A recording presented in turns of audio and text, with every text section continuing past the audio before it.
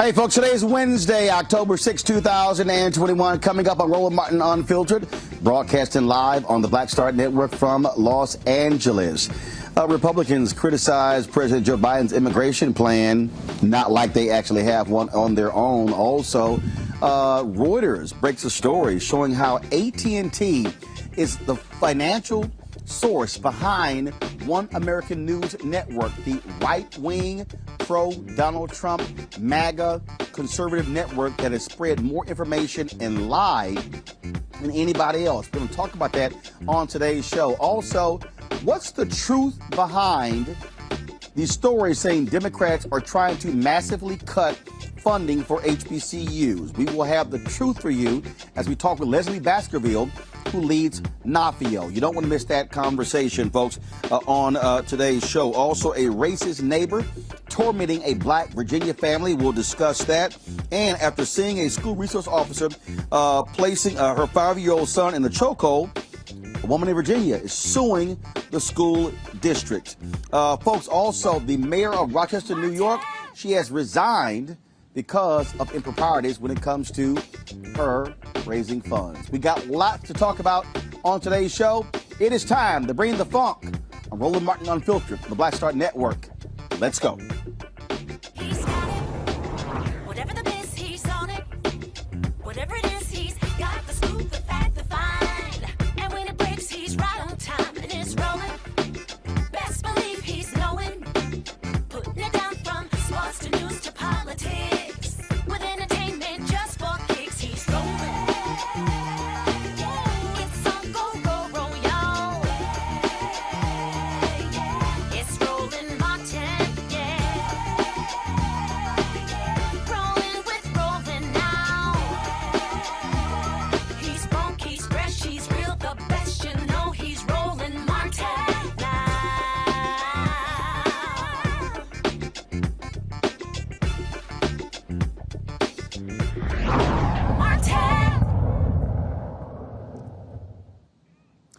Republicans are not happy at all about the possibility of seeing more Haitian migrants on their way to the Texas border. You might remember just a couple of weeks ago, we had the massive crisis of some 12,000. Now they are claiming 60,000 Haitian migrants are on their way to the Texas border.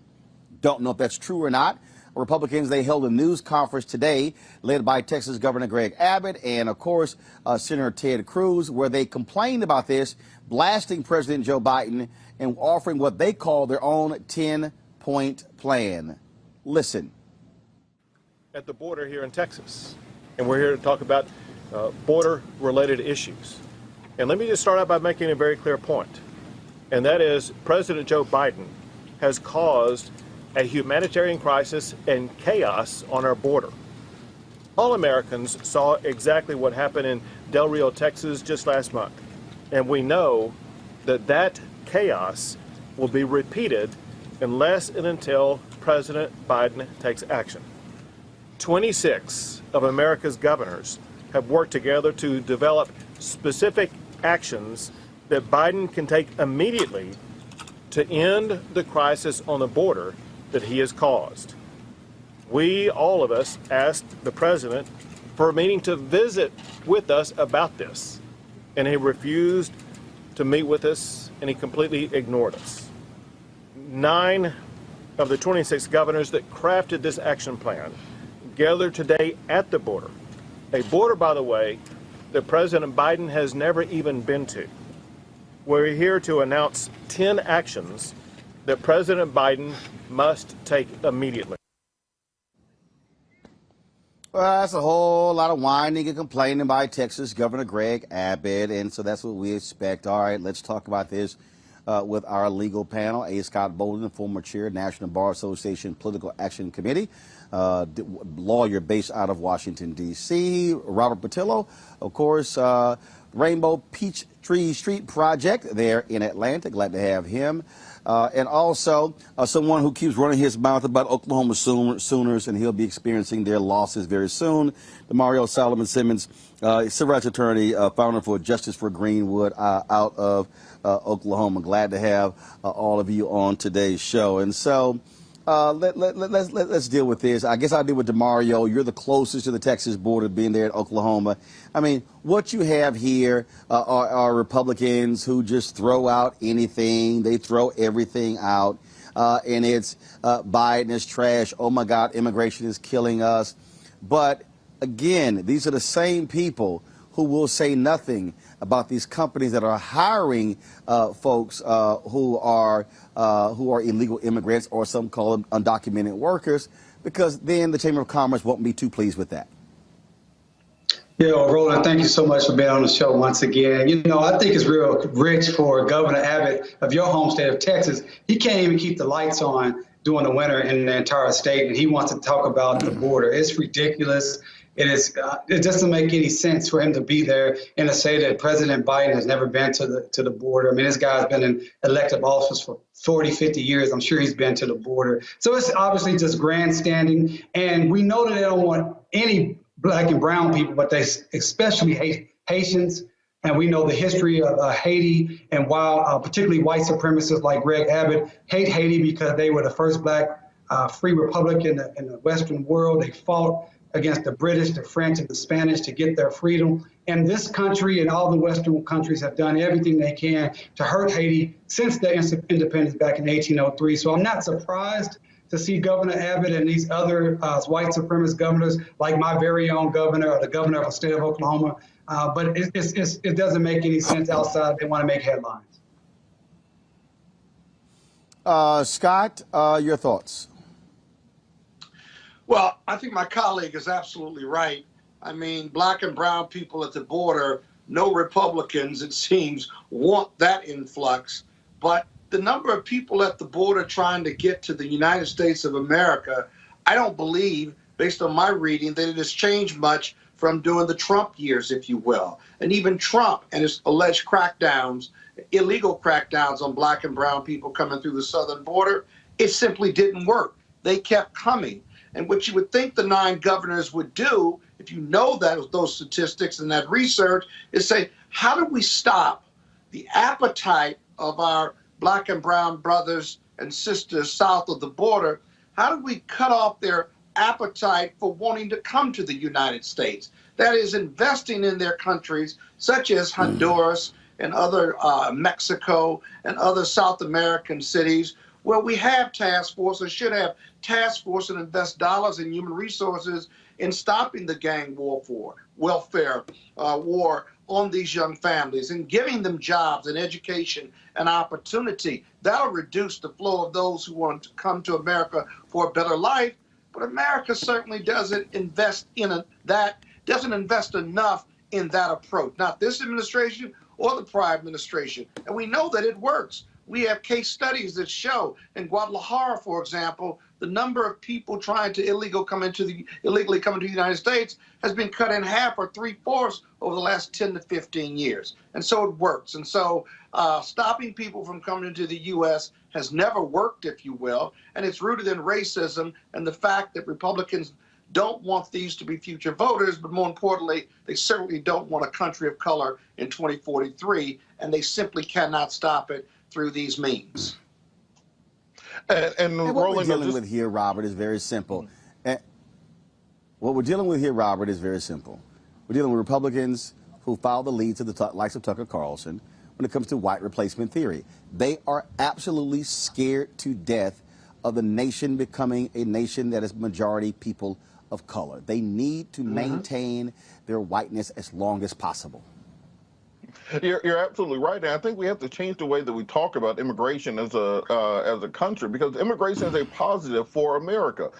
Illegal, legal, however it comes in. If it was not for immigration into this country, we would be a dying nation. Just look at the birth rates taking place in white communities, or even in American-born black communities, Hispanic communities that are second generation. Our birth rates are right there with China and Japan and Italy and other countries that are experiencing a graying of the nation, so to say, where you do not have enough people in the country to replace the people who are aging out and dying in the country. And let's understand also, nobody is going to walk from Costa Rica or from Guatemala or from Nicaragua from a tropical paradise to come pick avocados or pick tomatoes in Texas or in Wisconsin somewhere, unless it was dire circumstances. We have to look at the U.S. role in creating those dire circumstances. Let's not forget about the Banana Republic Wars that took place for a half century. Let's not forget about Noriega and all the other Central American leaders that the United States propped up and then took out of power, creating the instability. Let's also not forget that one thing that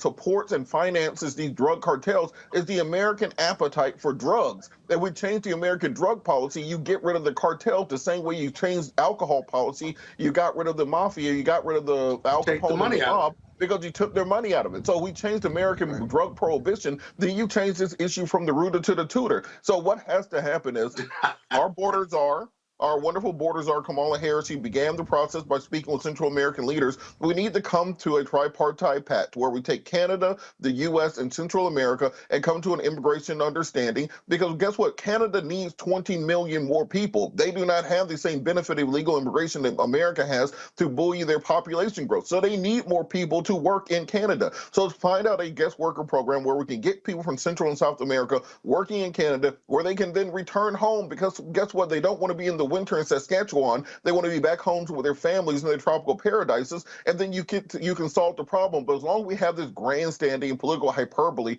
like we see at the border with Greg Abbott, who is way too much like George Bush for me to trust anything that he says, and Ted Cruz and the others down there who did nothing when Trump was in office, they need to start working on some actual comprehensive immigration reform policies that will fix the problem, instead of putting Band-Aid after Band-Aid after Band-Aid over it at the expense of the immigrants who are simply trying to find a stable life and a stable income for their families. You know, if I could add one other thing. It just doesn't. Yeah, go ahead, Mario. I just want to also add to that the racism of the fact that they're illegally not allowing these Haitians to try to apply for a refugee asylum. I mean, there is a legal process when someone comes from a country that they're experiencing political violence, or they believe that they're going to be killed or something like that. There is a process so someone can say, listen, this is my situation. This is why I'm here. They may not be here just to try to find a job or anything like that. You can't just wholesale say, hey, I'm going to put you back on the plane and send you back. That is against the law. That's against the current immigration laws, and it's also blatantly racist when it comes to Haitians, Black Haitians versus maybe say Cubans and others. Look, the thing that I think we have to, Robert said something is important, and I was engaging this back and forth with a couple of idiots on social media, and they were like, you know, Roland, you were wrong when you were saying that immigration benefits the United States. And I'm like, fool, are you paying any attention? Why have the folks in Europe in the past decade been so violently opposed to immigration there? Oh my God, they're overrunning our country. Why? Because white people stopped screwing. Falling birth rates in most European nations. To Robert's point, to anybody who's listening, you do not have a country if you do not have people. Not only that, you have to have people working today who are paying into the Social Security system to ensure that folks are able to get benefits. And so, if you are if you're one of these 40 and 50-year-old black men who's sitting here blasting B, saying, "Oh, this is foul for us," when your ass it's time for you to get your Social Security, who do you think is paying into the system in 20 years when you're 60?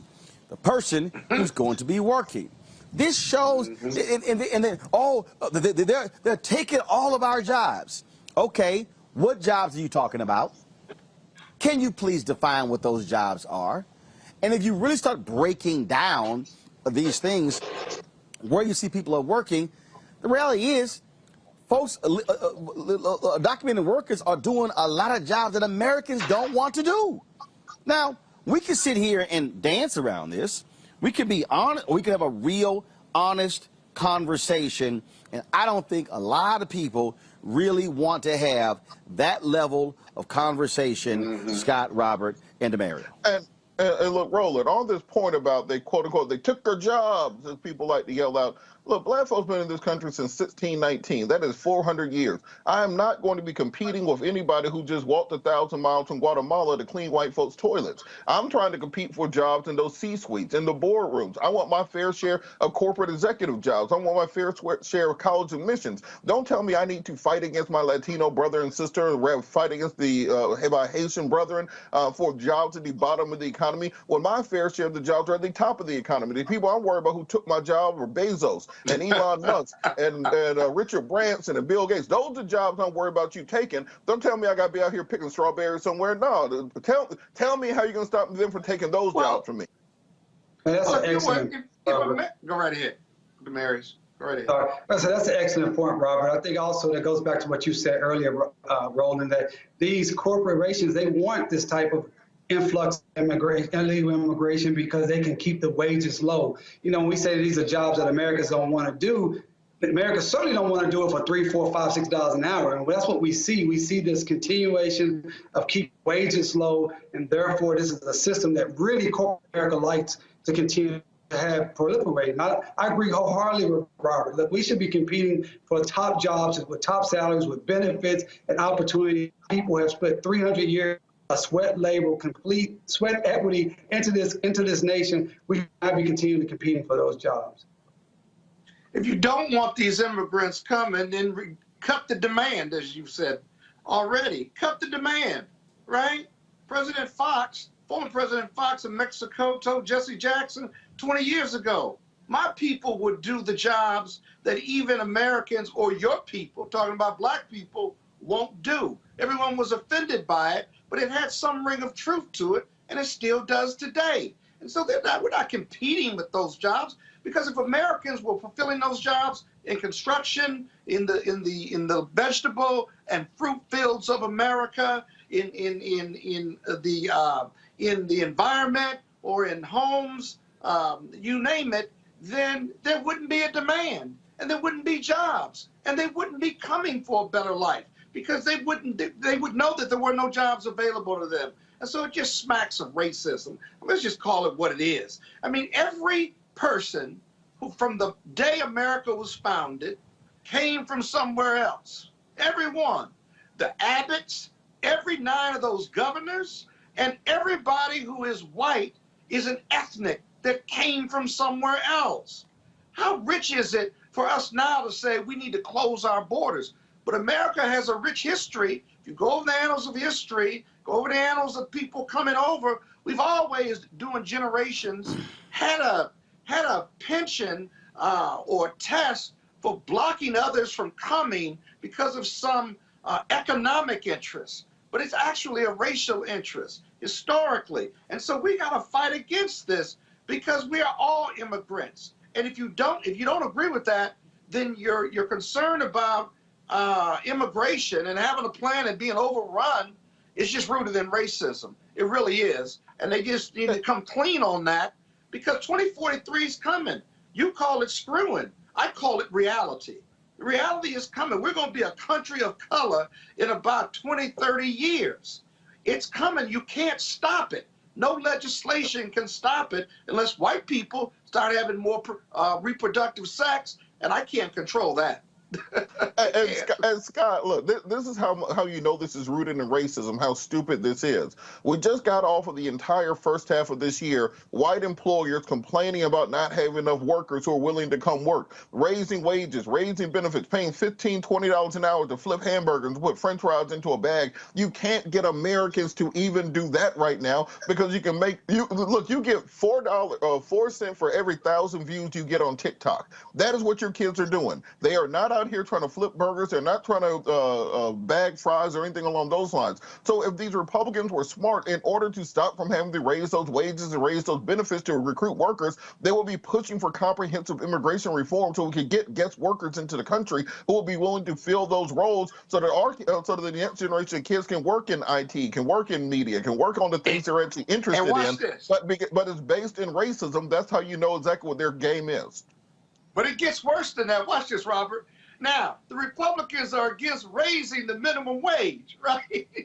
Everyone, most of them are against it. But if you raise the minimum wage, more Americans could get work, whether it's McDonald's or anywhere else. And those lower wages jobs, that would push wages further up for lower paying jobs. And guess what? Americans could fill those jobs. You cut off the appetite, you cut off the demand, and the supply goes away. It goes to another country. But that's the idiocy of the Republican thinking. And they're the big economic development, financially conservative, banking conservatives who want less government and more private sector entrepreneurship.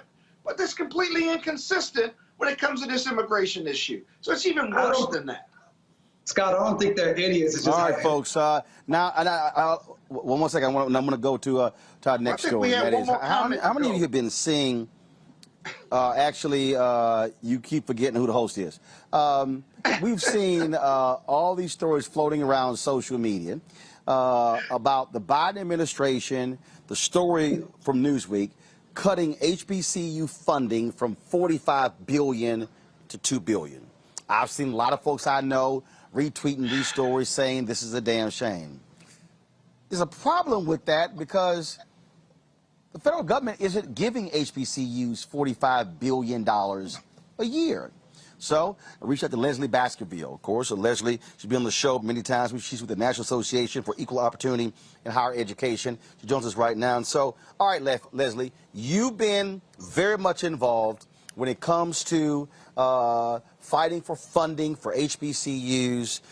What is the truth with this story? Because, again, everybody is spreading it. They're saying, see, Biden and Harris, they trash. They're slashing $43 billion from HBCUs. What is the truth? Roland, good to be back. It's always good to be with you. The truth is that that's absolutely unequivocally false.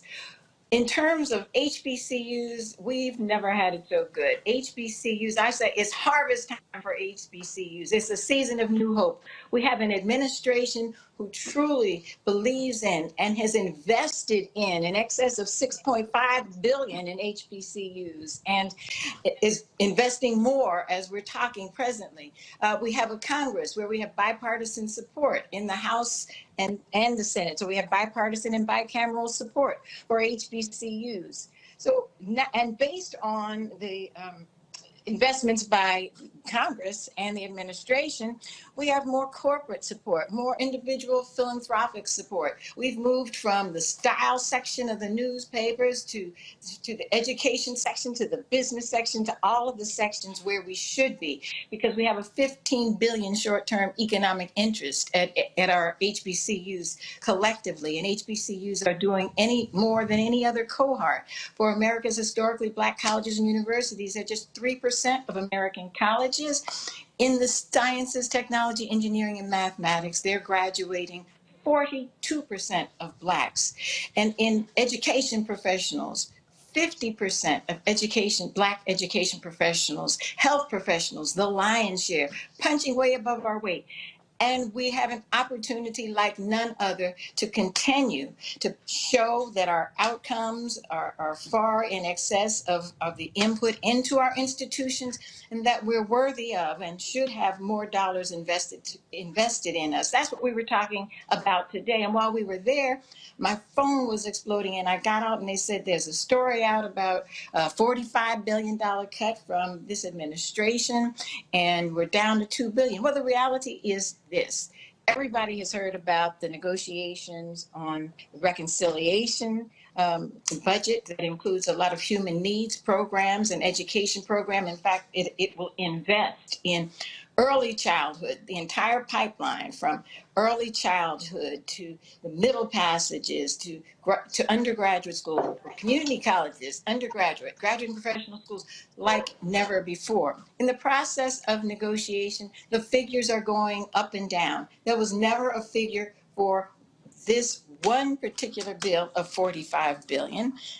But the figures are dancing around. Right now, I don't think the White House can tell you exactly where the figure is, but whatever the figure is, our institutions will be greatly enriched as they continue to enrich America. Reality is, America can't realize her goals, can't realize her education goals, her economic goals, her Okay, wealth but goals, health goals without HBCUs. And so we're going to continue to get money. But I just want to say this. I heard a bit of the last program.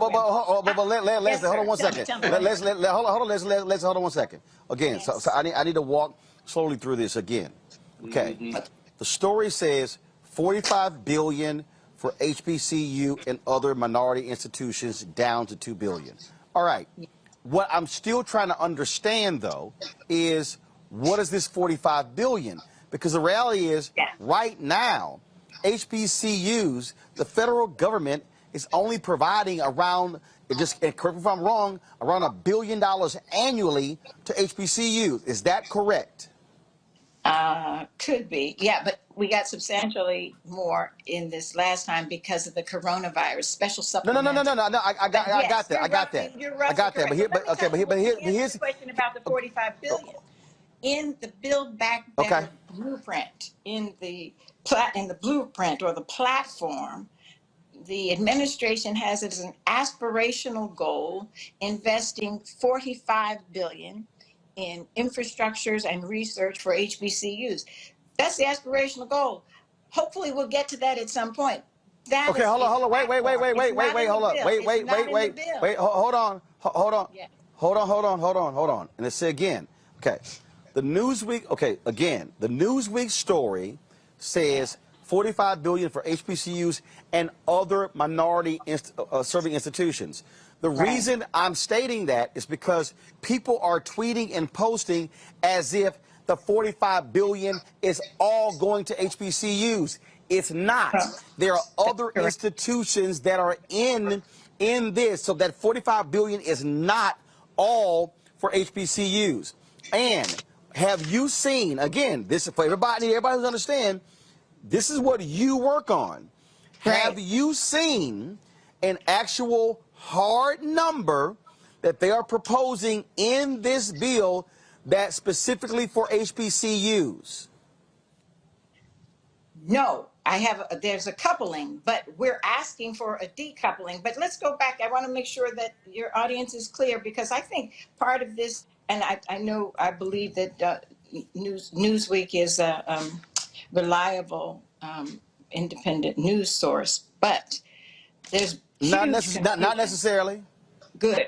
Thank you. That's you. Not necessarily. And you're in the business. Because So let me first of all, just the Newsweek story is written off an Associated Press story.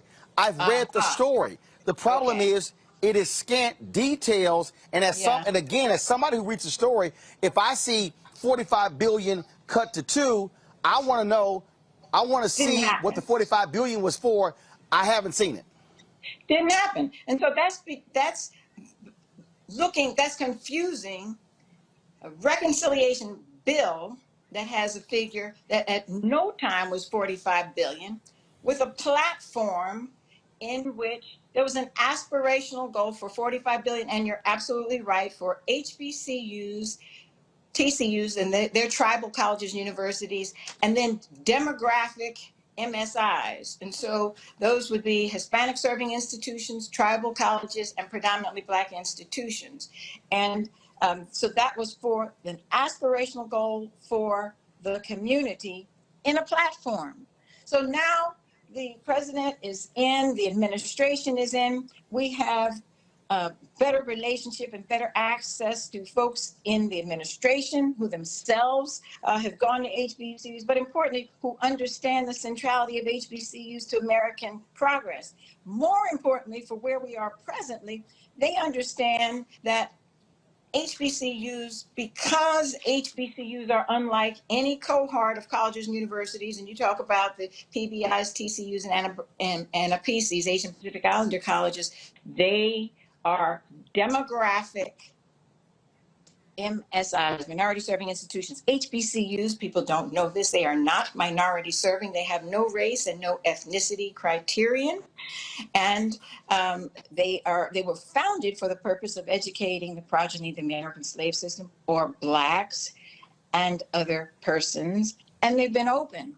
and inclusive of all students since their founding, but they are unique. We have a special relationship with America because unlike any other group of colleges and universities, HBCUs, the primary cohort, were dragged from their land.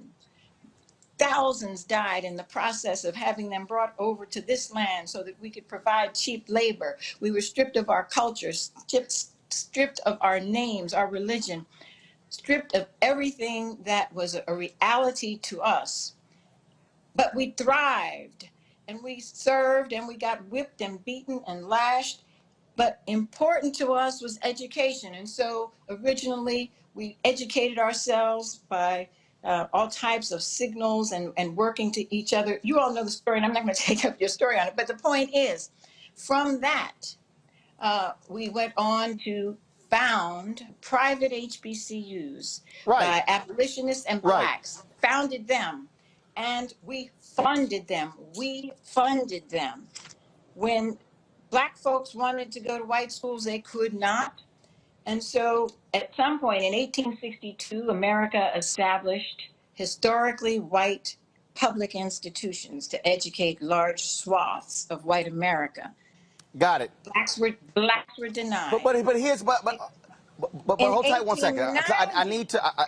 But Leslie, hold on. I need to focus on the current funding, and here's why. Because Okay. again, I need to walk people through this properly. Because let's do it. again, we operate in facts. Yes, sir. Originally, there was a 45 in the original proposal, in the original $3.5 trillion dollar. So explain it. Okay, good. So again, I need you to explain that Yes. so people There was understand not- the facts on where this number is coming from. Go ahead. There was no $45 billion proposal in this bill. There was a $45 billion aspirational goal in the Build Back Better platform. So when you run for office, Okay. you say, these are things we want to achieve. And that could be Right. 4 So, years, okay. it could So, be 8 years. it- But so that's in the an bill- aspirational goal. So in the bill that the president proposed, what was the actual number? I've seen numbers between 2 billion and 3.9 billion, low billions. I have at no time seen in the bill itself anything that approximates 45 billion. Okay. And now what is happening is they're going back and forth on cutting the size of the bill. You have Senator Joe Manchin, who has said he is not going to support $3.5 trillion in spending. Senator Right. Kristen Sinema. So what happens? You see cuts made there, and so that's what's going back and forth, and that's why we're trying to sit here and establish what's actually the truth. And so Yes. we reached out. We've been trying to get numerous members of the Congressional Black Caucus on the show. We're trying to get Congressman Bobby Scott on, who's on the House Yeah. Education Committee. We're trying to get him on because we need there to be an explanation of this, because, again, I'm seeing people say all kind of wild stuff, and it's not based in fact or reality. I want to go to my panel. Scott, you have the first question for Leslie Baskerville. Hey, Leslie, good to see you again. I think you're right about the 45 billion being aspirational, but it's confusing in and of itself because you have these two bills. But let's not forget, when you say that HBCUs are in a really great place right now, that last COVID bill reduced the debt of historical black colleges by millions, each of them. And so are you seeing more bipartisan support and investment in historical black colleges on the Hill, despite the fact that they're going to have to reduce this Build America Back legislation? Will there be something in there for HBCUs? There absolutely will be something in there for HBCUs, and there are things in there that now I've seen in roughly 3 places. There are some resources for infrastructure. There's some resources for broadband. But as with every other affinity group, advocacy group, the HBCU community believes, and we want additional resources to move our research to institutions. We have 11 research to institutions. Those institutions are high research and they're doing the scientific research. They're responsible for roughly 42% of Black Americans that have advanced degrees in the sciences, technology, engineering, and mathematics. But they're just 11. And we have none that are R1, that are the top. So we've been pushing and pushing for additional dollars. But more important than the additional dollars is a decoupling of HBCUs from the group that Roland talked about, who said the money, the 45 aspirational goal in the platform that has nothing specific to do with the budget is for HBCUs, tribal colleges. Right. Here's the deal. Here's the deal. I don't want to talk about platform. I don't want. I'm not talking about right. No. But here's the whole deal. Somebody running for office is one thing. Well, they're actually there. I want something was actually in the bill. Hold tight. Hold tight. Got it. Hold tight 1 second. I got to go to a break. We're going to come back, continue the conversation. Questions for Robert Portillo and Demario Simmons on this issue. You're watching Roland Martin Unfiltered, broadcasting live from Los Angeles on the Black Star Network.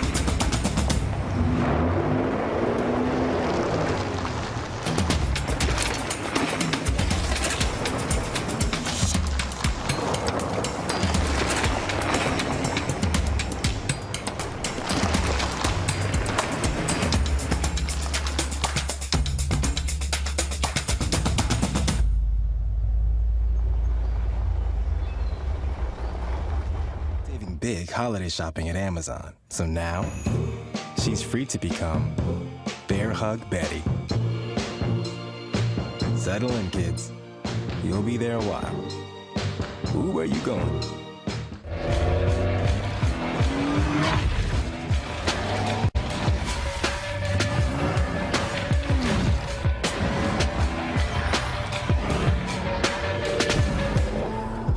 Time to be smart. Roland Martin's doing this every day. Oh, no punches! Thank you, Roland Martin, for always giving voice to the issues. Look for Roland Martin in the whirlwind, to quote Marcus Garvey again. The video looks phenomenal, so I'm really excited to see it on my big screen. Support this man, Black Media. He makes sure that our stories are told. See, this difference between Black Star Network and Black-owned media and something like CNN. I got to defer to the brilliance of Dr. Carr and to the brilliance of the Black Star Network. I am rolling with Roland all the way. Honored to be on a show that you own. A Black man owns the show. Folks, Black Star Network is here. I'm real revolutionary right now. Roland was amazing on there. Stay Black. I love y'all. I can't commend you enough about this platform that you've created for us to be able to share who we are, what we're doing in the world, and the impact that we're having. Let's be smart. Bring your eyeballs home. You can't be Black-owned media and be scared. You dig?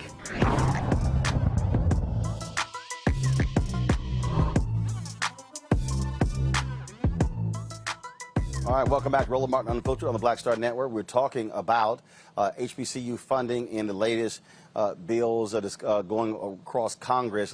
Question, we have Leslie Baskerville with NAFIO. In the next hour, we'll be joined by the Thurgood Marshall Fund as well. Question now, Demario Solomon Simmons, your question for Leslie Baskerville.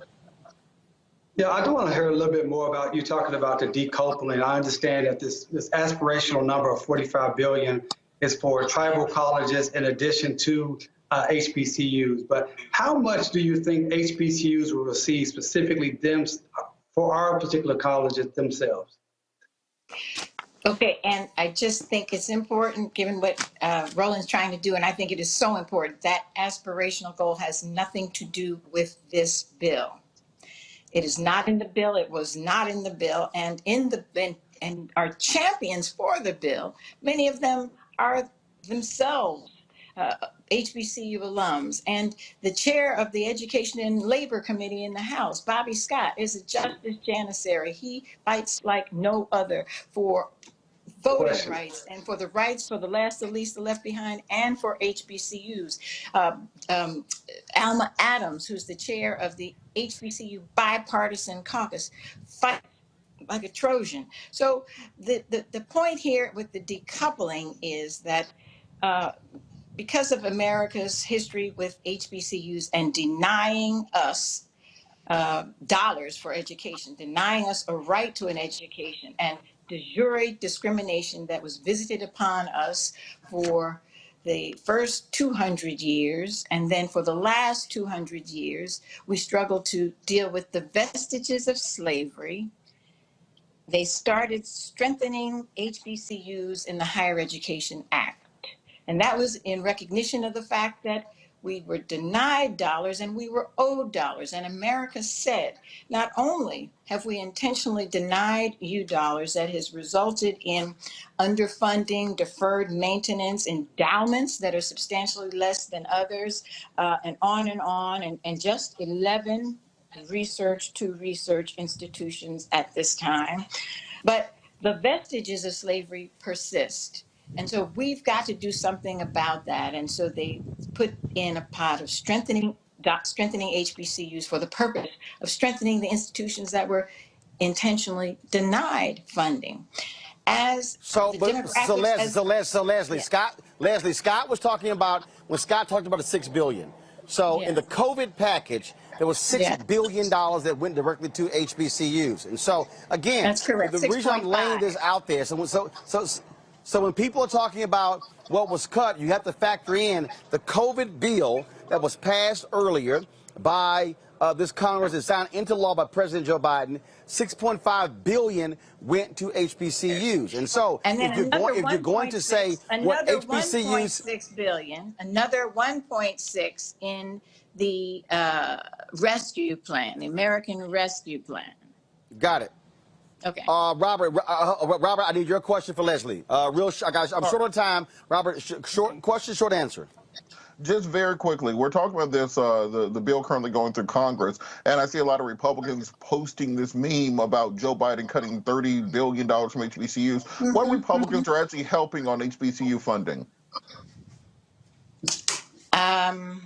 Good question. I've not seen who's on the bill. I know who was on the committee today, and there were a lot of questions about adding additional dollars after we received the 6.5 and then the 1.6. But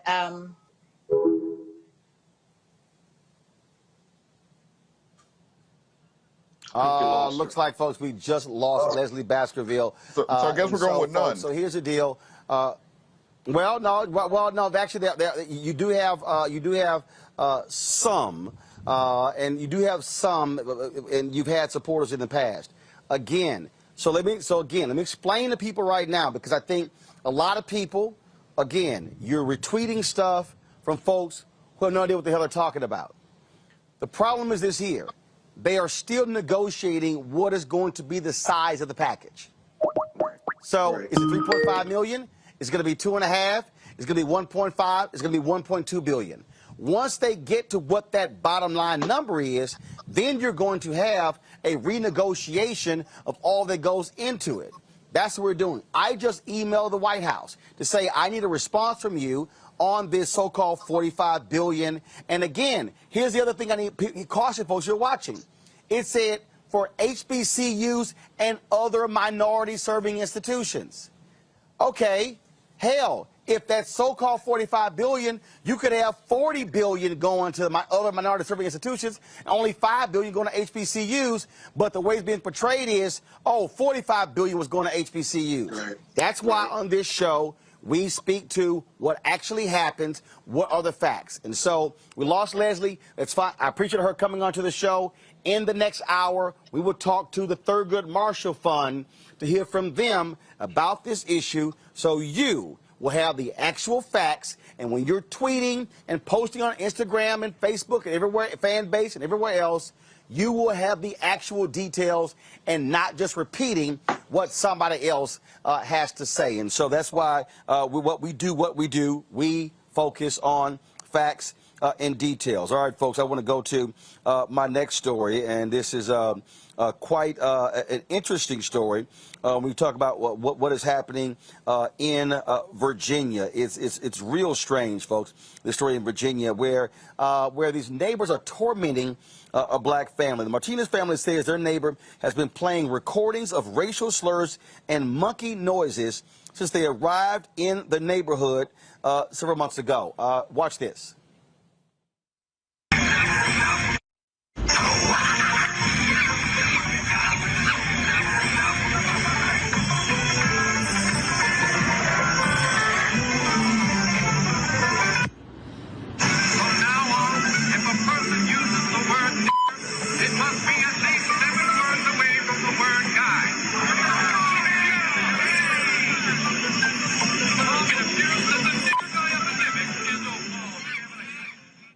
Now, the police have been called several times because no crime has been committed. Nobody is being arrested. Joining us right now is Tim Anderson. He is an attorney with Anderson and Associates from Virginia Beach, Virginia. He is representing the family pro bono. Tim, glad to have you back on Roland Martin Unfiltered. First of all, how long has this family lived in this area? How long has this been going on? So, hey, thanks for having me on the show, Roland. I'm glad to be here. So I'm an attorney in Virginia Beach, and I'm watching what's happening from 30,000-foot view the same way as we all are. We have not made contact with this family yet, but we have identified multiple causes of actions that she can bring. She's not been able to make any progress with the police, and that's fine. There may not be criminal laws here, but we are trying to communicate with this family to let them know, one, my law firm's ready to go to help them, and two, there's plenty of civil actions that could be brought that could put an end to this nonsense. This is in my hometown, and we are watching this horrifically happening here and want to get involved. Okay, so just so you're not officially representing the family, you are offering your services to this family pro bono after you saw this story in news reports. Yeah, absolutely. That's exactly right. I've been a lawyer here for 21 years. This is outrageous. This doesn't and shouldn't be happening anywhere, but it's certainly not going to happen in my hometown without me at least trying to get involved. I'm always attracted to big fights like this, and it's not a money thing for us. It's a matter of doing what's right and making sure that that people understand that there's civility, and Virginia Beach is a great place, and we have a great community, and unfortunately we have some people in every community that act like this, and we're going to do our best to attract this family to come to us and help them get through this moment. Okay, so what is weird here is the cops saying we can't do nothing. I'm sorry, are there not noise ordinances? Well, yeah, so there's certainly noise ordinances, but it's based on decibels in Virginia. And so here's what I understood from the CNN reports, and our local newspaper actually published a story about it. Here's basically the historical background. This family lives there. This is a veteran family. And there was a noise complaint with her neighbor, and she called the police. And since that, the neighbor has now escalated and retaliated with motion sensors being pointed at the house, and this monkey music, and the clip that you just showed. And that is not, there's nothing criminal, at least as far as the police are concerned, and nothing criminal as far as the magistrate's concerned, because apparently she went to the magistrate and reported this. Those aren't crimes, but that doesn't mean there's not civil remedy. There's civil remedy that exists under Virginia law for nuisances, and we actually even in Virginia have an archaic little statute, which is very rarely found, which says that insulting words is actionable. So if you insult somebody to the point where it would cause them such distress, and the actual code specifically says breaching the peace, which that in any view is certainly breaching of the peace, that's actionable under civil law. And so all she needs is a lawyer to file a lawsuit to put a stop to it. That's it. And so it may not be a criminal remedy, but there's certainly civil remedy. And hopefully they'll use us or somebody to take this action to the appropriate court. Well, again, hopefully they get some kind of relief, because this is absolutely crazy. Tim Anderson, we surely appreciate it. Thanks a lot. This makes no sense to me, Robert. This is nuts. This is pure harassment of this family, and the cops can't do anything? Well, it's interesting to his point, because the reason that it's difficult for cops to do anything in a situation like this is that, let's take the contrapositive. There's somebody playing rap music that has the N-word all strewn throughout it. Would you want that to be criminally actionable? Now, what should be actionable under intentional infliction of emotional distress, under a clear civil penalty, also disturbing the peace if it does go above the proper decibel level. And I do think the family absolutely should take every civil remedy possible. But also, this is why I always keep guns around, because if these people are playing this monkey music across the street from my house. Here we go. So just to recap, from across the street, 6.5 Creedmoor, 18-inch barrel, 10-7 twist. You're going to want yourself a 7x24 scope on it, just in case you want to get them across the street. Now, if they are close up, you want to get your mini AR, so you can get a 3.5-inch barrel for cookie cutter on it with a collapsible all tactical stock on it. You should be good. You still get your 223, your 5.56 ammo going. You don't burn all of your powder, but you really don't need to go that fast at that distance. So I think these people need to invest in a nice NAGA membership to the National Association of African American Gun Association, because they teach you all these things to make sure you can be safe. Because somebody's playing across the street, there's only so long before they come across the street. Or DeMario, you have any idea what the hell DeMario, you have any idea what the hell Robert was just talking about? I do. I know. I know what Robert's talking about. I actually have a membership to that organization. I'm here in Oklahoma. Hey, Scott, stop talking, Scott. DeMario's talking. I'm here in Oklahoma, so I have no DeMario, go.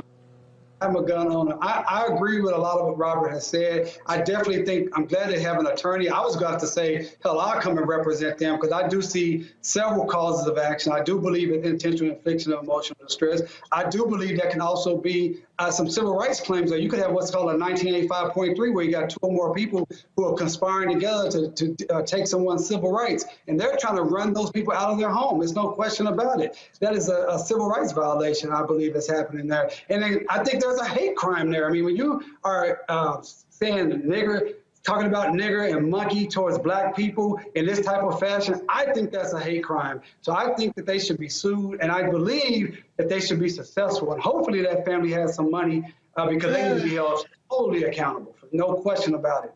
Well, and that's another reason why I'm happy that I live in a black neighborhood. Yeah, maybe. Both of my colleagues are right, and that surely makes us feel good, but maybe not. This is what he needs to do, and I'm sure he's going to do it. You start with a cease and desist letter in no uncertain terms and lay out what the civil or administrative violations are vis-a-vis ordinances, and give them an opportunity to cease and desist, right? They will have to respond, or they get a lawyer to respond. Then, if they don't respond and the bad acting or the bad acts continue, right? Then you file for what we call a temporary restraining order. It's a civil lawsuit, but you seek an injunctive relief. And to my colleagues, I do think you could argue irreparable harm. There's statutes that are immediately being violated based on what their lawyer has indicated, right? There's irreparable harm. There's likelihood of success on its merits. It's certainly in the public interest that you're not blasting the N-word and anything else. And you seek a TRO under the local laws in Virginia Beach. And you get a judge who will be offended. Most would be highly offended by this conduct, and they'll sign an order barring them temporarily from engaging in this bad conduct. Eventually, you get a preliminary injunction, and then you win the lawsuit, and you can still get damages even though you got a TRO, because you're going to sue for damages, right? That takes the energy out of that racist family, if you will. And then you get community support for it, which is going to be hard not to get community support for it. But they need to get into court. And then lastly, they need to go to the government of Virginia Beach and see whether they have a certificate of occupancy, see whether they are in compliance with their electrical code and all these other things that you have to do, and get the city to enforce it, right? So this is what we call hitting back and hitting hard. Eventually, the broadcast will stop because it becomes too expensive and too offensive even for the bad actors to engage in that conduct. That's what I would do. And Roland, now. All right, folks. Robert, real quick. Yeah, I would say now, just in case what Scott said doesn't work. So this is your mini AR. Flip it out this way. You pull out that way. All right? Then you're ready to roll. And then if it pops right back in, fold back up, goes right in your jacket, and you're good to go. So in case Scott's plan doesn't work. That'll bring the police out, Robert. That'll bring the police out. In your own house, in your own home. In my house, in my Scott, can't nobody hear? Stop, Scott. Can't nobody hear both of y'all when y'all talking? Robert finished this, Scott. Can't nobody hear? Always call my name first. Scott, Scott, let me say it again. Hey, Scott, let me say it again. It's Roland Martin Unfiltered. Now, when they mute your microphone, then we gonna get it done. Robert, finish your point. You wouldn't dare. Look, Scott, the point is, in your house, in your home, to make sure these people keep what they're doing across the street. Because at the end of the day, we want to make sure this stays civil. And anybody who's playing that kind of music in loud volumes, they are a loose cannon. I can't trust what you're going to do. My job is to protect me and my wife and my dog and my property away from those people. So whatever that may be required, you're having something that fits under your jacket is very useful in this situation. It's very important, Roland. It's important for your show for we to say that you cannot shoot somebody from your property to the property across the street. That's the mini one. This is the one in the house one. This is the in the house one. It doesn't go that far. I want to make sure my brother Roland's show is okay. All right. It's a short barrel, and not going that far. Y'all can have all that. Y'all can have all that back and forth during the break. I got to go to commercial break. We come back. We're going to talk about some racist flyers being sent out targeting a black pastor and state officials in Virginia. We'll talk with one of them next. Also, why is AT&T funding one of the most virulent, racist, lying, misogynistic, Donald Trump, MAGA-loving conservative networks in America? We'll unpack it next on Roland Martin Unfiltered on the Black Star Network. Oh, that spin class was brutal. Well, you can try using the Buick's massaging seat. Ooh, yeah, that's nice. Can I use Apple CarPlay to put some music on? Sure, it's wireless. Pick something we all like. Okay, hold on. What's your Buick's Wi-Fi password? Buick Envision 2021. Oh, you should pick something stronger. That's really predictable. That's a really tight spot. Don't worry, I used to hate parallel parking. Me too. Hey. Really outdid yourself. Yes, we did. The all-new Buick Envision, an SUV built around you, all of you. I believe that people our age have lost the ability to focus the discipline on the art of organizing. The challenges, there's so many of them and they're complex, and we need to be moving to address them. But I'm able to say, watch out, Tiffany. I know this road. That is so freaking dope.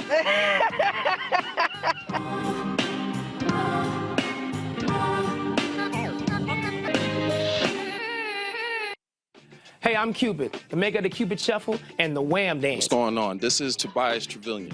And if you're ready, you are listening to and you are watching Roland Martin Unfiltered.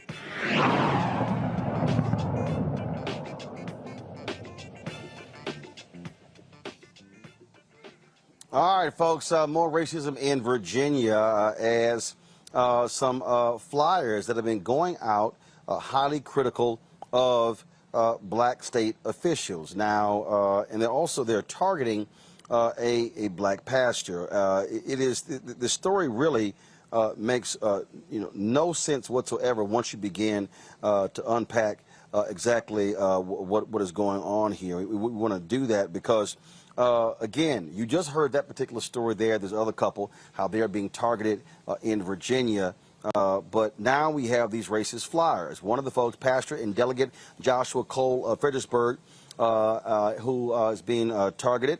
Alex Askew of Virginia Beach. Delegate Joshua Cole joins us right now. So exactly, do you know where these flyers originated from? And what did they say about you and your other delegate? Thank you, Roland, for having us on tonight. The flyers originated based on the description from the Republican Party of Virginia.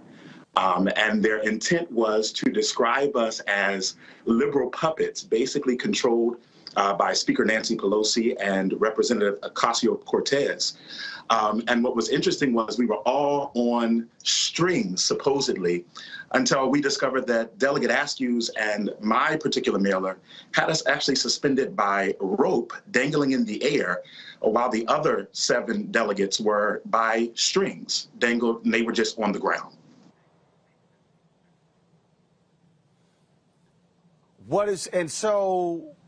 First, what are they trying to do? I mean, how many people did they send it to? How many households? You have any idea how many flyers went out? I'm not quite certain on how many households went out. I was actually alerted about the mailer over the weekend when a constituent reached out, disgruntled by the mailer. And then on Monday, I actually received it at my home. And so I started asking a couple of my colleagues if they received this mailer. And they sent it to me, and they showed us the different versions that they've had. And like, again, as I said, the interesting thing for myself and Delegate Askew, the only 2 black men who were on the mailer, we were depicted in a different way. And we know this is the capital of the Confederacy. This is Old Dominion. So these are just racial dog whistles. We have flipped Republican districts that have been Republican districts for years. We flipped them, and they're trying to use those dog whistles to call certain people out, but we won't be intimidated.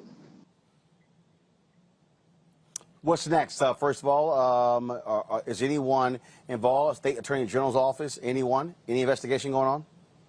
No, not as of yet. We called on our opponents and the Republican Party of Virginia to condemn the mailers, and they basically stated they were holding us accountable for our ultra-liberal record.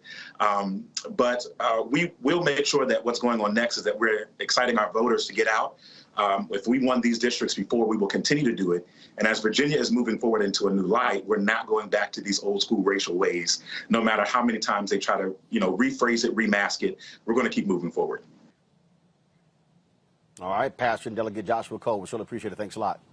Thank you, Roland.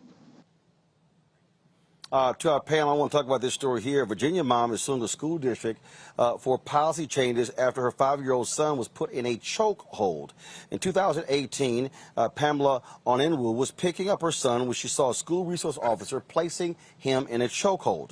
The reason, the child was allegedly singing too loud in class, and the officer was called to make him stop. The mom and 2 other parents filed suit against the Fairfax County school system, citing psychological trauma and physical pain were being inflicted on students with disabilities. The school staff settled out of court and added additional training for staff.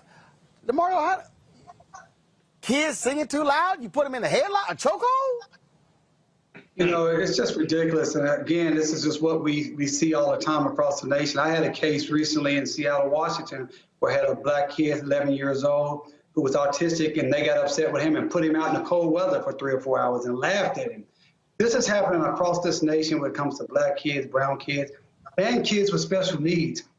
I wonder if this little 5-year-old had any type of special needs, because they're treated really bad. I'm really happy to hear that they had good counsel. Sounds like they were able to get a settlement, but more importantly, get policy changes. And I hope they were able to get that particular officer terminated. We were able to get the teacher that locked out my client terminated, and that's what has to happen. It has to be swift accountability. It has to hurt the pockets of those who causes the harm, and it also has to show these people that we will not stand for this. A 5-year-old being placed in a chokehold, that is just unconscionable. It's ridiculous, and I'm so glad to hear that people were held accountable. This is the thing that we keep seeing, Scott, and that is with these resource officers, their job is not to further traumatize students. I mean, the actions, we keep seeing this hope happen all over again. This is why people are calling for a lot of these cops to be removed from schools. Exactly. Exactly. And these resource officers, their powers need to be severely restricted, but they're not actually. These are police officers. In Washington, D.C., 20 plus years ago, I had a case where the resource officer was referring to the kids in the hallway by the N-word. They got tired of it and they jumped on him, assaulted him, and took his gun. The government would eventually walk away from the case and dismiss the case that they brought charges against 2 or 3 of the leaders of this group of kids. And so you're absolutely right. But Roland, when we get these cases, right, when you report on these cases, let me tell you something. They don't see us. You have to see me as a human being in order to treat me humanely. And when you report on these stories like chokeholds for the 5-year-olds or crazy-ass white people doing crazy things, right? Or the police beating up black men and women simply because they refused a police order. They don't see us. So if they don't see us, they treat us less than human. They treat us like animals, if you will. It is unjustifiable. You and I, or they rather, will treat a dog better than how we're treated by the police in many instances. And so we've got to, it's more than retraining. It's about where this racism comes from. It's not genetic. Nobody's born with a racism gene, as we've often said and our leaders have said. And so they're trained that way. They're taught that way from their environment or at home. That's where we got to get to, because otherwise they're going to continue not to see us. You know, and let me just jump in real quickly on this. It's something that was so important. And sorry, Robert, but this is very important. They're not resource officers. They are police officers. And one of the things that the police have done a really good job, and Republicans in general, is how they frame things. It's the same with officer-involved shooting. That is to try to make it seem like what it really is. It's the state killing somebody or the state shooting someone. So these are just police officers with extraordinary power. They should not be the first people called when you're having an issue with a 5-year-old, a 7-year-old, a 9-year-old, things of that nature. These people are bullies many times. We saw the case of the young lady, and Scott is exactly right. The young lady, when they took her out of the chair and slammed her on the ground, because he didn't see her as a little girl. He saw her as a other than. And that is important. But we got to change our own terminology. Not resource officers, police officers, not officer-involved shootings, police shooting of a person, the state murdering someone. And they're not trained to be resource officers. Robert, and you know, to that point, I think that's when we got caught up in this conversation around quote unquote defund the police last year, and Republicans used that to their political advantage. But in reality, this is what we're talking about, which is de-escalating situations. That if a child is singing too loud, maybe you have them talk to the social worker to find out why they're expressing themselves in this way. And often I use the analogy of what would happen if this was a little white girl named Lily White. What would happen if this was a golden retriever? I mean, realistically, if there was a golden retriever that they saw that when it was barking too loud and somebody put it into a chokehold, it would be the leading story. Nancy Grace would be out there right now.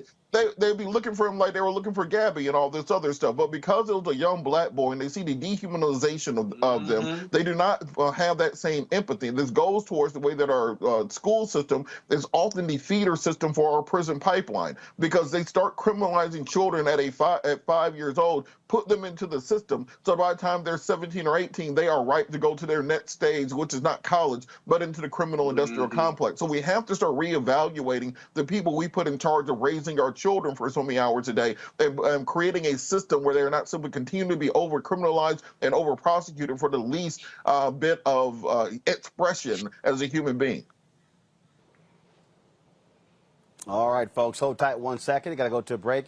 We come back, our daily report on black and missing and other news of the day. And we'll talk about AT&T, an explosive report from Reuters showing how AT&T execs asked and wanted another conservative network to compete with Fox, and how they are funding One American News Network to the tune of millions of dollars.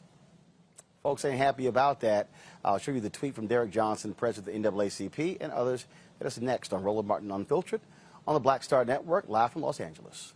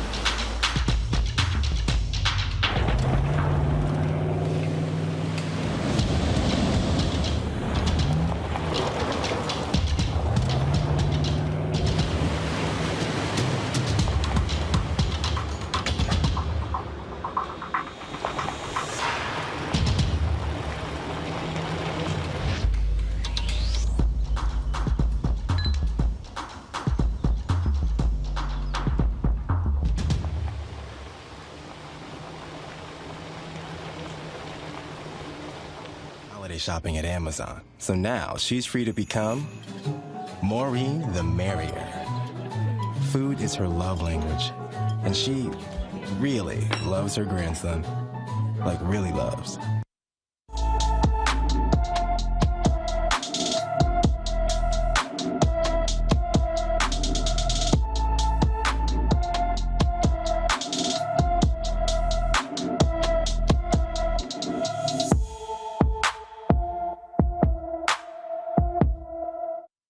All right, folks, 30-year-old Cashawn Ashley Sims, who also goes by the nickname of Cookie, was last seen in Duarte, California on September 8th, 2021. She is 5 feet 1 inches tall, weighs 120 pounds, with black shoulder-length hair and brown eyes. She also has tattoos of the phrase, "It's found in the soul," on her left collarbone, the word "earth" on her left forearm, and a tattoo of Spanish writing on her back. Anyone with information on Sims' whereabouts should call the L.A. County Sheriff's Missing Persons Unit at 323-890-5500, 323-890-5500. And so we're going to continue to do our part to bring you up to date on the tales of these missing folks, and hopefully they will be found safe and unharmed. That is our hope.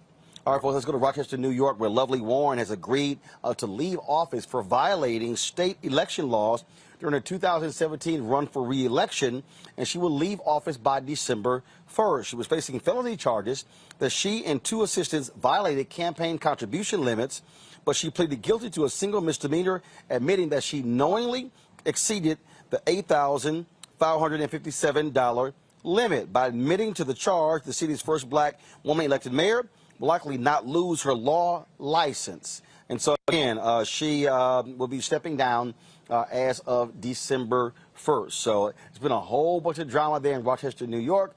Issues with the police department. In fact, her husband had gotten arrested. So, man, it's been a whole bunch of drama there. So she's going to be leaving office. All right, folks, food is an important issue in this country. A lot of us love to eat. Some live to eat, some eat to live. But the reality is our children are most impacted by this. And there's one entrepreneur who did something quite interesting. What she did was she actually opened a grocery store in a school. Joining us right now is Jasmine Crow. She's the founder and CEO of Goodr. Is it Goodr? Goodr? Is that how it's pronounced? Right. Okay, so you decided, so you opened a grocery store in a school? How? Yeah, I mean, it's just like that. We were fortunate to work with a client, hip-hop star Gunna. We've been working with him since 2018. He came to us and said he wanted to do something for back to school, and I pitched him on the idea of building a grocery store and creating something that was sustainable and had legacy. And so he gave me the list of all the schools he attended, elementary, middle, and high school. I called the middle school first, had a great call with Principal Madden, and he shared with me just the need at that school, how many kids were living in poverty, how many kids really were leaving school and being adults, taking care of younger brothers and sisters, and many times taking care of themselves. And he had a small closet that he was using as like a clothing closet. There was a couple of cans of food in there, and we just decided to remake it, and we created a grocery store, a free grocery store. I think it's important to know that, Roland, so families and students and even staff can utilize this store free of charge. So, okay, so is it an actual business or is it a nonprofit? How do you get the space? Is it in partnership with the school? How does that all work? Yeah, so it's an actual service, if you will. It's a free grocery store. The grocery store doesn't operate like a business. There's no exchange in money between the students or families. It is funded by Gunna, and that's how we've been able to do it. So Goodr is a business. We produce activations all over the country to really help people rethink how they give food to families. And if you think about it, Roland, there is about almost $100 billion a year spent on food and nutrition programs. But what we've seen is it's actually created a vicious cycle because the money always goes to the same like large hunger fighting organizations. And it's not to say that food banks and food pantries don't serve a purpose, but what they do is they keep families dependent on going to more than one to actually marry a meal together. And so what we think at Gooder is that there's a big difference between access to food in this country and access to meals in this country. And so we focus on bringing families access to meals. So we have kids that can go in there and pick out food items that they can then go home and make meals for the family. And that's what we do. Sounds like a great initiative. How has it been going thus far? It's been going great. We've seen almost 200 families shop in the store so far. This Friday makes 3 weeks, so we still got a couple of more days. The store is open school hours, so typically about an hour before classes begin and an hour after kids in classes. We've created a web app where families can just register and select a time to come and shop. They get a reusable grocery bag, which every kid in the school received, and they can just fill it up, no questions asked. The store also has toiletry items, household items like laundry detergent, dish soap, things that families, you know, if they do have food SNAP benefits, they cannot use those to purchase those toiletry and household items. So we're seeing that that's really popular, as is the food. All right, then. Look, sounds great. Any plans to expand to other schools in the area? Absolutely. We want to expand this all over the country. We've received, thousands of inquiries, so we're working through those. Our hope is to at least get to the top 10 states where more than 15% of the population on average is food insecure or hungry. So, expect to see us potentially in Mississippi, Alabama, and then even states like Colorado and New Mexico, where there's a lot of need and a lot of people that are hungry as well.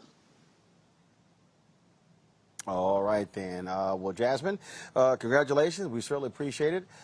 Good luck with that. And as you said in the story I saw, you got parents out there. If they need something, they can just simply let their kid know, and they're able to go into the grocery store and bring that item home. So I'm sure a lot of parents are very thankful for this innovative idea. Thank you so much, Roland. I appreciate you having me on. All right. Thanks a bunch. Good luck. Demario, this is the level of creativity that I believe is necessary that we have to have. You used to have in this country, you had significant community centers, social services centers, though they were sacrificed by budget cuts. And what this exposes also is the issue that we have of children who go hungry. I've talked to, look, my brother has been a teacher. Two of my sisters have been teachers. Two of my sisters are teachers. My niece is a teacher. And having these conversations, we don't think about it, but the number of kids who literally go to school every single day hungry. And so people wonder about behavioral issues. They wonder about things along those lines. Why can't these kids concentrate? It's hard as hell to concentrate in school when you're starving. Oh, Roland, you're so right. I just appreciate your show so much to bring on that initiative. Very impressed by that young lady. And as someone, as you know, Roland, I have a mentoring program we've been doing for several years. And we see this inside the schools with people needing access to meals. As someone who grew up on SSI and having to use food stamps and things of that nature, I know it feels good for those kids to be able to go in there and those families to just get what they need and not have to say what their financial status is or anything like that. And I think the idea that she has is pretty innovative. And I think there may be an opportunity to use some Title I dollars to get funding outside of just her client who's funding it now, because, that's not, I don't know. I don't really know that yet, the artist she talked about, but I don't know if that's really sustainable to really move to other states. But I think the ideal is a great idea, and maybe they can get with some Title I funding, which for those who don't know, Title I funding is for low-income schools, and use those fundings to help generate the revenue that's necessary or the funding that's necessary so this can be expanded to other schools, because the need is great. I'm in Oklahoma. We're one of the top 10 worst states for hunger, and it's just an ever-ending problem that needs innovative people like Jasmine to give new solutions to. Like I said, I really think we do have to rethink how we help kids today, Robert, this is an interesting way to do so. And it is a matter of being able to help them, help their parents, because people make assumption, oh, everybody's fine, everybody has food. No, there are many kids literally sitting in schools who are totally dependent on free lunch programs. And you have Republicans who are attacking those programs left and right. You've got these conservative commentators attacking these programs left and right as if everybody has food in this country. They don't. The poor in this country, Reverend Dr. Barber talked about this all the time, the poor, the working poor are doing their best, and we throw away billions of dollars worth of food every year, and this, to me, makes a hell of a lot of sense. Well, Roland, on that point, remember, Operation Breadbasket was in many ways founded upon a very similar concept and idea. And we have to look at this nation up to the mirror of who we really are. 40% of the food in this nation is thrown away. We pay farmers. We actually have farm subsidies and pay farmers to throw food away instead of sending it to market because it will depress prices. We would rather have people starve in America than to just feed them the food that we are producing, the most abundantly productive nation to ever exist on the face of this earth. So I think we have to look at these policy prescriptions that are out there. The fact that we are dealing with this $3.5 trillion human infrastructure bill right now, and we cannot even get 50 votes in the United States Senate to feed children, to educate children, to give people housing, to give people child care. But if it comes to a new bomb or a new bomber plane or an aircraft carrier or an atomic bomb, we find the money every time. If it's tax cuts, we find the money every time. Just as you said, I know people who are educated and have friends and family members who do the same. Many of them have had to bring washing machines into the school to wash the children's clothing because they didn't have those resources at home, to give children food after class just out of their own pockets. So instead of us fighting over the scraps and having these esoteric arguments about policy, let's get down to the nitty gritty and put together programs that will actually help people, so it will not take initiatives of this nature in the richest nation on earth in order to do so. We actually have a panel on this next week at the Rainbow Push Conference on youth entrepreneurship, where some students did a very similar thing at their school, putting together a business where they sold food to other children to address many of these issues, where they're getting donations from stores and corporations in order to help finance those things. People can register for that at creatingopportunityconference.com. But it's important that we support people who are doing these things and at the same time press Congress so that you do not have to do it on the individual level, that we're getting together an actual national policy. We have the resources, we just choose not to use them. Yeah. Hey, Scott. Yeah, Roland, real quick. There's another part to this that we haven't talked about, and that this store in the school, how many grocery stores are around this school and available? The food deserts of America, we know our poor communities and our black communities suffer from that. About 15 years ago, Michelle Martin, a colleague of yours, a fellow press journalist, did a story on ABC News about this, the relationship between poverty and health. And what her report found was that these kids and adults who were poor and who could not afford healthy food, right? And I hope this store in the school offers healthy alternatives, but they couldn't afford healthy foods. And so as a result, they were eating McDonald's or their grocery stores, if they had one, sold high carbohydrate, high sugar, high fat products at a very low price in those community stores, those grocery stores in our poor communities. And as a result, it wasn't so much that the kids and the adults were going hungry, some were, but their diet actually increased their weight and increased their health challenges. And so the second part of this story really is about the food deserts and how unhealthy poor people eat, and people with economic challenges, how poor their diet is and how it taxes the healthcare system in America. It's a whole nother issue, but this store concept in the stores hopefully addresses that. But there's a broader piece here that the FDA, as well as the grocery store industry, you go to a poor neighborhood, you can't get healthy products as much as you go to an expensive neighborhood. You can see it even at the Safeways and the Giants of the world.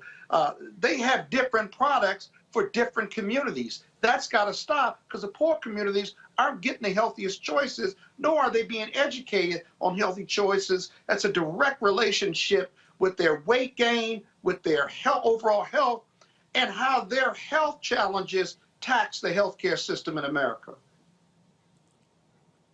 Folks, got to go to a break. We come back. We'll talk about AT&T funding the One American News Network, also our Tech Talk segment. All of that next. Roland Martin Unfiltered on the Black Star Network. Don't forget, if you also want to support what we do, please join our Bring the Funk fan club, where every dollar you give goes to support what we do. Cash App, $RM Unfiltered, PayPal.me/R Martin Unfiltered, Venmo.com/RM Unfiltered. Zelle is RolandSMartin.com, Roland@RolandMartinUnfiltered.com. We'll be right back.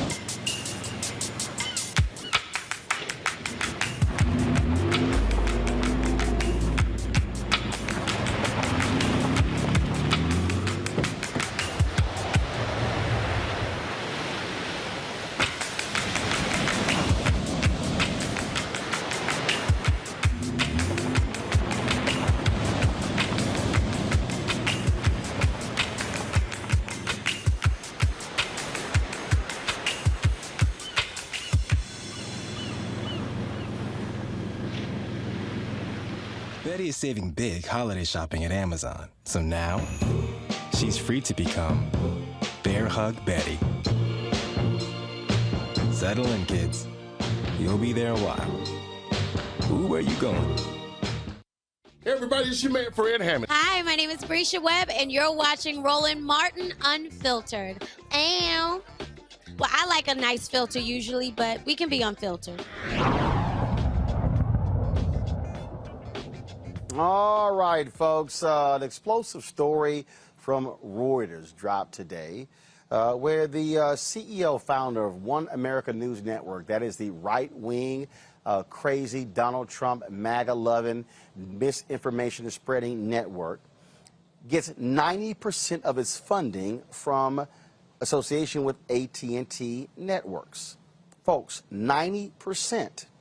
According to the CEO, AT&T executives told him when they were launching they had 7 so-called liberal networks, so therefore they wanted more balance. They only had one, which is Fox News, and so they encouraged them to launch the network. A lot of people are angry with this, saying that AT&T is funding right-wing extremism. Now, AT&T has been highly criticized when Governor Greg Abbott of Texas proposed his voter suppression bill, and the PAC for AT&T gave his campaign $100,000. I want to bring my panel back. This is significant, Scott, because when we talk about companies, this whole right-wing media echo chamber, this is how they get funded. And so think about it. If, you know, imagine if AT&T met with me and said, hey, we think there should be more black networks. So what we're going to do is we're going to guarantee you revenue, Roland. All you got to do is provide the content. We're going to give you X number of cents per subscriber. And then, folks, that's money coming in every single month beyond advertising. And this is how they're able to do it. The right wing is being funded by these billionaires and then by these networks, these companies that are supplying them with millions and billions of dollars. And that is what we are up against. A lot of folks are not happy at all with this news, and some people are saying they want to drop AT&T home service, they want to drop DirecTV, they want to drop AT&T phone service. AT&T has an issue, Scott. I think they've got a big issue, and it's interesting. It'll be interesting what their response will be. I don't know whether they've got a formal response or not, but you can boycott AT&T, right? Or you can negotiate and demand more millions of dollars, go into shows or go into the Black Star Network or the black media, if you will, right? And negotiate them not investing in organizations that support the big lie, right? Or attack democracy or voter suppression. These companies have got to be held accountable. And you're making them accountable with this report, or attempting to hold them accountable. But more networks, cable networks and otherwise, need to hold them accountable and need to ensure that the best investments for these types of shows, that it's not only balanced, but it's realistic, right? If you are a right-wing conservative network and you support the big lie and the January 6th insurrection, you shouldn't be funded by anybody. It's downright anti-American and anti-democracy. A lot of people, again, are expressing outrage. Do we have the tweet from Derek Johnson, President and CEO of the NAACP? If so, go ahead and pull that up. He, of course, commented on this. And so go ahead and show it here, folks.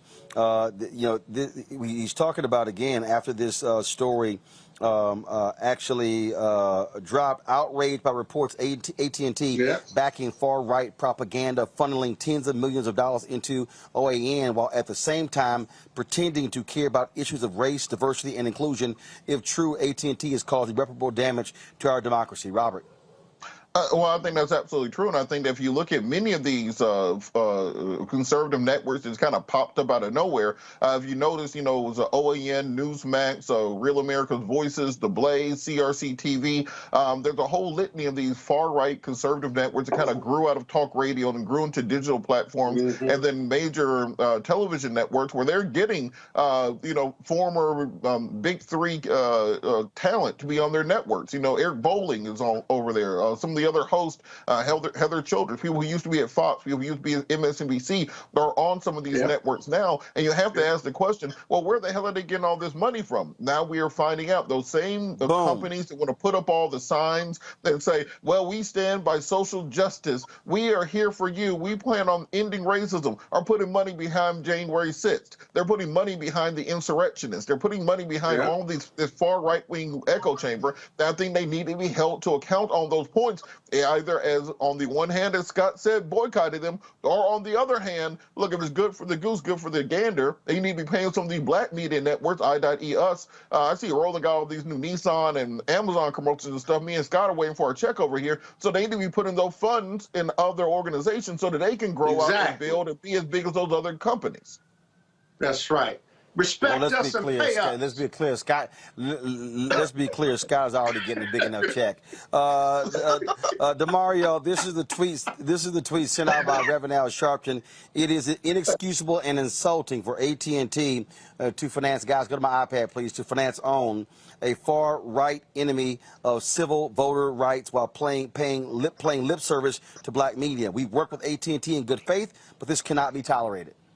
Well, I'm glad to see my frat brother Derek Johnson and my very good friend Reverend Al speaking out on this, and I agree with my esteemed colleagues that this is ridiculous. That OWN should be, they shouldn't even have a network, in my opinion. They are completely racist. We call them conservative right wing. It is a racist network that is trying to bring this country down to a level of white supremacy being front and center. And, we heard a lot about this past week, a couple of days, about Facebook, and everyone was so shocked because the whistleblower came out and said Facebook puts profits over people. Well, ladies and gentlemen, that's called America.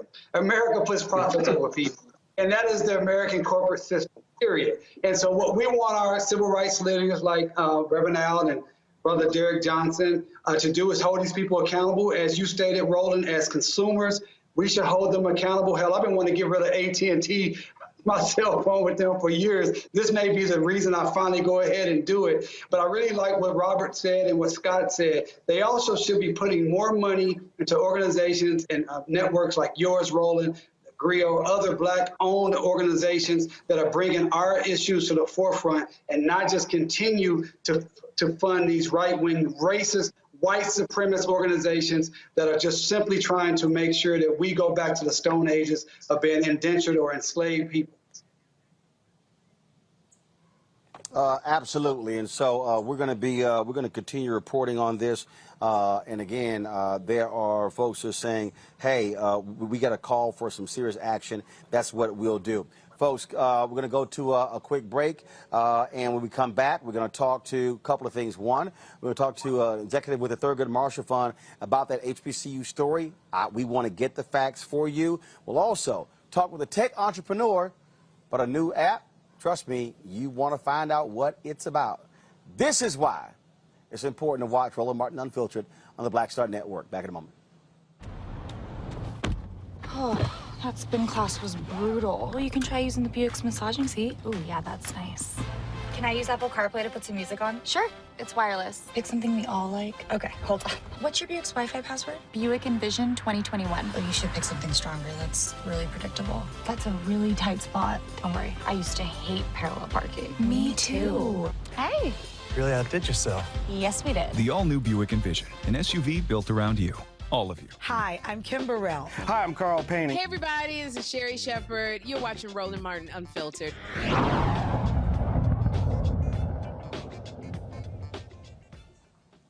All right, folks, at the top of the show, we talked about the HBCU funding. The story's been circulating by the Associated Press that $45 billion was supposed to be earmarked for HBCUs. Now that's been cut down to $2 billion. Let's talk with Victor Santos with the Thurgood Marshall Fund. Thurgood Marshall Fund, of course, they are out here representing these public HBCUs. Victor, what is the truth? We had Leslie Baskerville on talking about it as well. I'm sure y'all have gotten phone calls on this. Was there ever $45 billion in a budget proposal or in a bill from the Biden administration, from Democrats, from Republicans to HBCUs? No. So what the proposal was for HBCUs and minority serving institutions. So you have to understand what minority serving institutions means.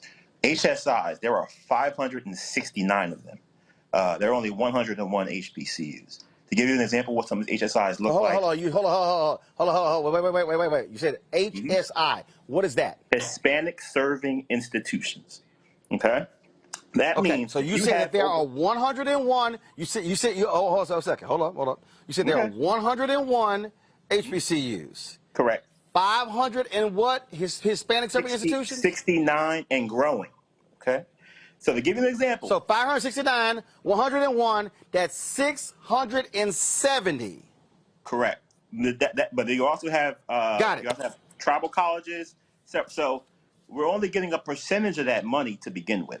Okay. And to give you an example of what these HSIs look like, your alma mater, Texas A&M, is an HSI. So when Leslie was talking about, are you serious? I'm very serious. If you serve 25%. At least Hispanic students, you are an HSI. Okay, so for that money that is proposed, and when Leslie was talking about decoupling earlier, this is what she was talking about. She was talking about don't put HBCUs in the same pot to apply for this money against Texas A&M, University of Texas. Basically, the entire California system, they're all HSIs. Every school in Florida is an HSI because they serve at least 25% Hispanic students. Okay, so was there ever a number? So where does this $45 billion come from? Yeah, so there was a number in the American Jobs Plan that Biden put out that included some funding for infrastructure along with some centers of excellence, 200 centers of excellence that would have gone to HSI, all HBCUs and MSIs, which, to be quite frank, is more than half of the schools that are in existence in total. When you include all the HSIs, all the PBIs, which are predominantly black institutions, HBCUs, it's a gamut that runs across the spectrum. So when we say decoupling, what we mean is this: we have to make sure that HBCUs have a pot of money that they can apply for and compete against other HBCUs for. That's what we've been pushing for, and that's what we've been urging Congress to do. Okay, so this thing is being spread like wildfire. People say all sorts of different things. And so what is being spread is factually incorrect. And so it looks real cute. Oh, the Democrats and Biden are going from $45 billion to $2 billion for HBCUs. You know, right now there is no $2 billion for HBCUs. There is no the $2 billion is for all MSI HBCUs to compete, as was the $45 billion. Now, what there is also in the plan, which we have to highlight the positives of the plan, is there is a tuition assistance program for HBCUs and MSIs for the first 2 years, where students would basically be able to go to our schools for free for those first 2 years, and that's in the plan as well. There's also $1 billion in the Department of Agriculture for HBCUs in the plan. There's also $1 billion for HBCUs in the Department of Commerce in the plan, or in the bills that have gone through the House committee. So there are lots of things in the bill. Of course, I advocate for HBCUs, and we're fighting for more money for HBCUs as is our job to do. But we have to, be truthful about what's really happening. Well, that's precisely why we wanted you on the show, why we wanted Leslie on the show, so we can actually have the details. And so people who are spreading that Associated Press and that Newsweek story have the actual facts. We also are trying to get Congressman Bobby Scott on the show as well, other members of the CBC, to explain this, so people are not walking around saying a whole bunch of crap. They have no idea what the hell they're talking about. It's very important, and thank you for giving us a platform to talk about it. Victor, so appreciate it. Thanks a lot. Thank you.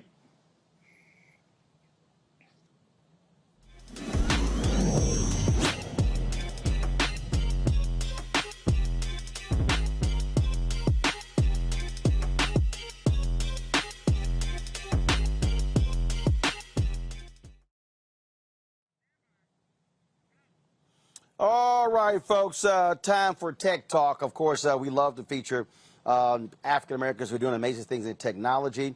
And so let's talk about how we take precautions for things being delivered to our homes. COVID, people are concerned about that, touching products.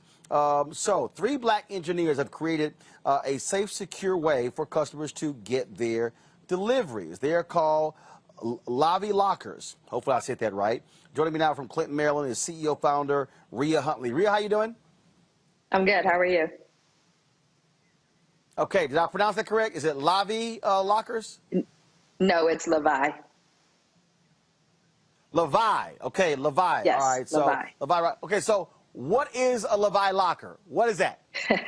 So I'm glad you asked. So a Lavii locker is simply a smart food locker that customers can use to pick up their food either from a restaurant, from an office building or apartment building, or from a virtual kitchen or a ghost kitchen for delivery drivers.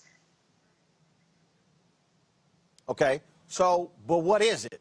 Is it a container or something? What is it? Yeah, so it's a 3x6 locker. It has 10 individual compartments and it's insulated. So what happens during that process is the normal pickup way, which I started to see actually before the pandemic, is that restaurants had like an open shelf. So the open shelf isn't really secure. Anyone can grab the food. Plus, the food isn't maintaining that temperature. So the Lavii Smart Food Lockers actually keeps the food safe and secure, as well as maintains the temperature until the customer or the delivery driver comes and picks up the food. So is this for the restaurant or is it for the customer? Who's this product going to be sold to, and who's it for? So our main customers are restaurants, office buildings, apartment buildings, as well as ghost kitchens and virtual kitchens. The main benefits behind them purchasing the actual locker system from us is that either for office buildings and apartment buildings, their tenants now have a better way of picking up their food from a secure area, as far as like putting the actual locker inside of the lobby. And then from the restaurant perspective, they're able to create more of a seamless pickup process for their customers as well. So our direct customers, we're a business to business company, so we don't sell directly to the consumer, but the consumer benefits from the actual business that purchases from us. Questions from my panel. Robert Patillo, you first. What kind of inspired you to get into this, and how can this business model, do you think this business model can be grown across the country? Because it does seem to be something that's endemic in most big cities. So what are your plans on expansion? So I actually thought about this idea even before the pandemic, based on my own personal frustration with picking up food. So I feel as though this idea, there was an issue and a need, and the pandemic kind of solidified the actual idea. And currently right now we're nationwide. So we have restaurants within DC, Maryland, Virginia, Texas, Indiana, and New Jersey. And right now we have one office building in DC that's currently using our locker system for their tenants. So our growth for expansion, when we first started, based on the idea that I have, we started just in the restaurant market. But since then, we've noticed that this can be used for residential, any commercial property.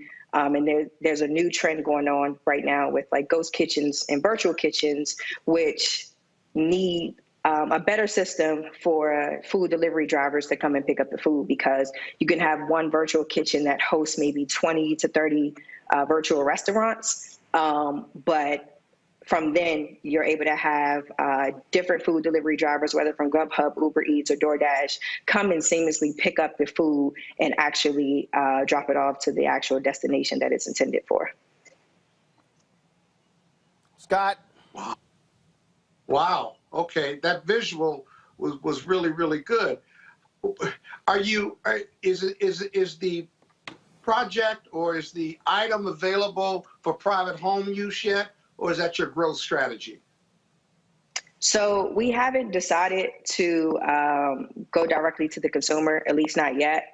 We feel as though business to business would be best for us going forward, especially because those are the people that would benefit the most from our product, being as though where we are right now, we're still in the midst of a pandemic. And then a lot of people just want convenience and security right now. So that's mainly our true main focus. I feel as though if we went towards the route towards directly to a consumer at a home, it would be more towards like parcel pickup, and we haven't done that as of yet. What about colleges and universities, though? That'd be an interesting business concept. Correct. And we're actually working with someone right now who's looking to go down that path. So that's definitely within our future where we plan to go. Yeah, great concept. DeMario. Thank you.